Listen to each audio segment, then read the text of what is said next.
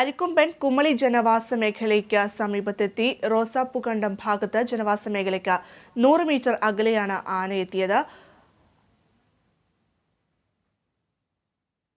വിവരങ്ങളുമായി ആതിര ചേരുന്നു.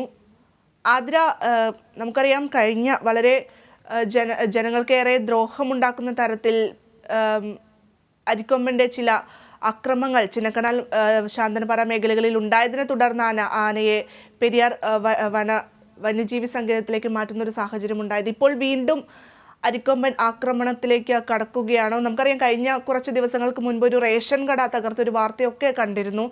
എങ്ങനെയാണ് ആനയുടെ ഇപ്പോഴത്തെ ഒരു നീക്കങ്ങൾ? ഏതെങ്കിലും തരത്തിലുള്ള ആക്രമണങ്ങളിലേക്ക് ആന കടക്കുന്നുണ്ടോ? എങ്ങനെയൊക്കെയാണ്?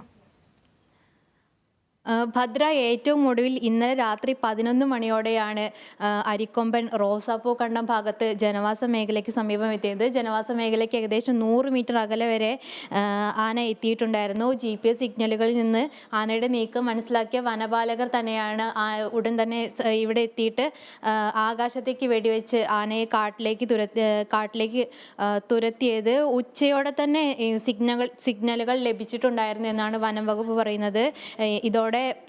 ഇതിനെ തുടർന്ന് പ്രദേശത്ത് വനം വകുപ്പ് നിരീക്ഷണം കൂടുതൽ ശക്തമാക്കിയിട്ടുണ്ടായിരുന്നു. എന്നാൽ ഉച്ചയ്ക്ക് സിഗ്നൽ ലഭിച്ചതിന് ശേഷം പിന്നീട് ആന കാട്ടിലേക്ക് പോകുന്ന ഒരു സാഹചര്യം ഉണ്ടായിരുന്നു. എന്നാൽ വീണ്ടും രാത്രിയോടെ തിരികെ ജനവാസ മേഖലയിലേക്ക് ഇറങ്ങി വരികയായിരുന്നു. ഇത്തരത്തിൽ പലതവണ വെടിവെച്ച ശേഷമാണ് ആന തിരികെ കാട്ടിലേക്ക്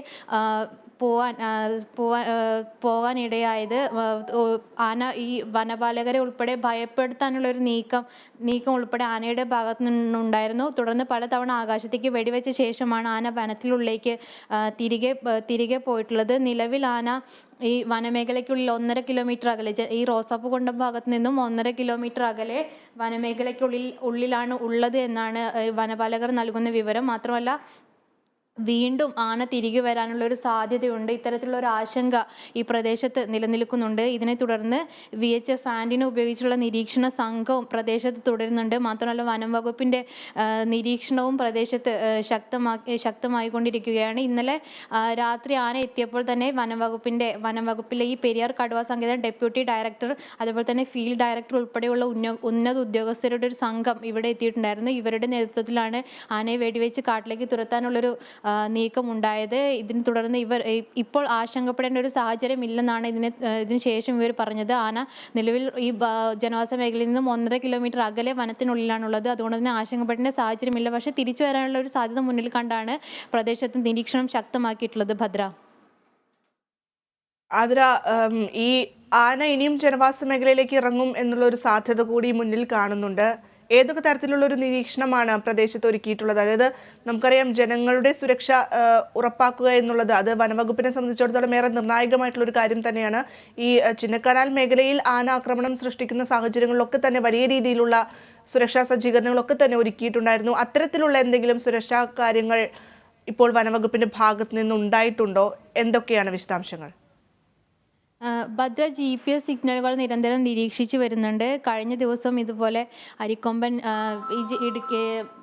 കുമളി ജനവാസ മേഖലയ്ക്ക് 6 കിലോമീറ്റർ അകലെ വരെ എത്തിയിട്ടുണ്ടായിരുന്നു. അന്നും ആ സമയത്തും GPS സിഗ്നൽ വഴി ലഭിച്ച വിവരം അനുസരിച്ചാണ് വനം വകുപ്പ് ഇവിടെ എത്തിയിട്ടുണ്ടായിരുന്നത്, ആനയെ തുരത്തിയിട്ടുണ്ടായിരുന്നത്.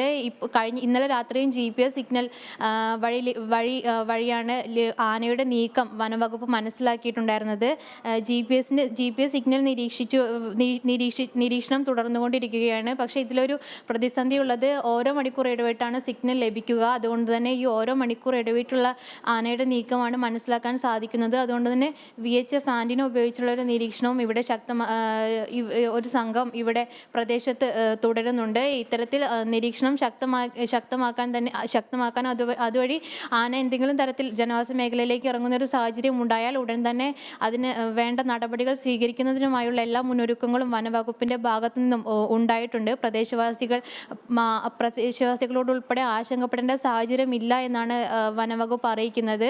ആന ഏതെങ്കിലും തരത്തിൽ ജനവാസ മേഖലയിലേക്ക് തിരികെ വരാനുള്ളൊരു സാധ്യത മുന്നിൽ കണ്ടുകൊണ്ട് തന്നെയാണ് ഇത്തരത്തിൽ ശക്തമായൊരു നിരീക്ഷണം ഏർപ്പെടുത്തിയിട്ടുണ്ടായിരുന്നത്. മുന്നേ നമ്മൾ കണ്ടതാണ് തമിഴ്നാട്ടിലെ ജനവാസ മേഖലയിൽ ഉൾപ്പെടെ ആന എത്തുന്നൊരു സാഹചര്യം ഉണ്ടായിരുന്നു. അതിനെ തുടർന്ന് കഴിഞ്ഞ ദിവസം കൃത്യമായി പറഞ്ഞാൽ മിനിയാന്ന് രാത്രി ഉൾപ്പെടെ ഈ ആന ജനവാസ മേഖലയ്ക്ക് സമീപം എത്തുന്ന ഒരു സാഹചര്യം ഉണ്ടായിരുന്നു. ഇത് ഏറ്റവും ഒടുവിൽ ഇന്നലെ രാത്രിയാണ് എത്തിയിട്ടുണ്ടായിരുന്നത്. ഇനിയും അങ്ങനെ വരികയാണെങ്കിൽ അത്തരത്തിൽ ഒരു ജനവാസ മേഖലയിലേക്ക് ഇറങ്ങുമ്പോൾ ബുദ്ധിമുട്ടുണ്ടാകാത്ത രീതിയിലുള്ള ബുദ്ധിമുട്ടുണ്ടാകാതിരിക്കാനുള്ള എല്ലാ ക്രമീകരണങ്ങളും വനവകുപ്പിന്റെ ഭാഗത്തു നിന്നും എടുക്കുന്നുണ്ട്. ഭദ്ര. ശരി, വ്യക്തമാണ് ആതിര. അരിക്കൊമ്പൻ കുമളി ജനവാസ മേഖലയ്ക്ക് സമീപം എത്തിയിരിക്കുന്നു. റോസാപ്പൂക്കണ്ടം ഭാഗത്ത് ജനവാസ മേഖലയ്ക്ക് 100 മീറ്റർ അകലെയാണ് ആന എത്തിയത്. കഴിഞ്ഞ ദിവസം ആയിരുന്നു ആന ജനവാസ മേഖലയിലേക്ക് ഇറങ്ങിയത്. പലതവണ ആകാശത്തേക്ക് വെടിവെച്ചാണ് ആനയെ കാട്ടിലേക്ക് തുരത്തി ഓടിച്ചത്. എന്തായാലും ഈ പ്രദേശത്ത് ഇപ്പോൾ വനപാലകർ നിരീക്ഷണം ശക്തമാക്കിയിരിക്കുകയാണ്. GPS കോളറടക്കം നിരീക്ഷിക്കുന്നുണ്ട്. അതേസമയം ഇത് 1 മണിക്കൂർ കൂടുമ്പോഴാണ് ഇതിൽ നിന്നും സിഗ്നലുകൾ ലഭിക്കുന്നത് എന്നുള്ളത് ഒരു ചെറിയ വെല്ലുവിളി കൂടി ഉയർത്തുന്ന ഒരു സാഹചര്യം കൂടിയുണ്ട്. എന്തായാലും വലിയ രീതിയിലുള്ള സുരക്ഷാ സജ്ജീകരണങ്ങളൊക്കെ തന്നെയാണ് പ്രദേശത്ത് വനപാലകർ ഒരുക്കിയിട്ടുള്ളത് എന്നുള്ളതും ശ്രദ്ധേയമായിട്ടുള്ള ഒരു കാര്യമാണ്. വിശദാംശങ്ങൾ നൽകുകയായിരുന്നു ആതിര.